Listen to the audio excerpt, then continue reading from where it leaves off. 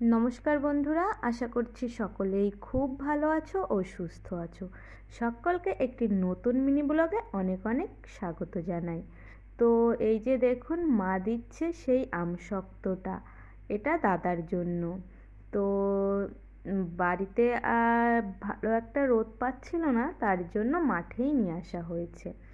তো তারপরে এই যে বিকালবেলাতে আবার একটু আমরা বেরিয়েছি পাশেই। তো এই যে দেখুন, সেই আমাদের কোদালিয়া নদী।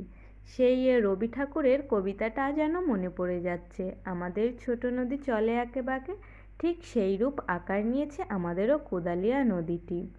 তো এই যে এখন বর্ষাতে এতটুকুই মাত্র জল জমেছে, তো তার জন্য নৌকাটাকে লাবানো হয়েছে। এই যে বর্ষায় ভরে গেলে এখন নৌকাতে করেই পারাপার করতে হবে। তারপরে দেখুন, এই যে পুচকু পুচকু খুদেগুলো, এরা নাকি এই নৌকাটাকে বাইবে।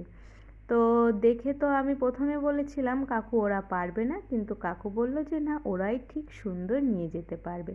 তারপরে এই যে দেখিও তাই, ওরা বেশ ভালোভাবে আর কি নদীটাকে এই পারে নিয়ে আসলো।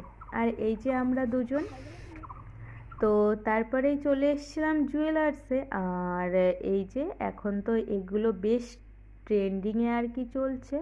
তো কি করব না করব সেগুলো পরের একটি ব্লগে আপনাদের সঙ্গে শেয়ার করব। তো এগুলো দেখে আমার তো বেশ ভালোই লেগেছিল। আসলে একজনের ইচ্ছা পূরণের জন্য আজ আমরা এসেছি।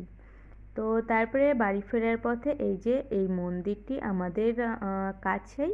এখানে মা কালী আর দেবাদিদেব মহাদেব আছেন।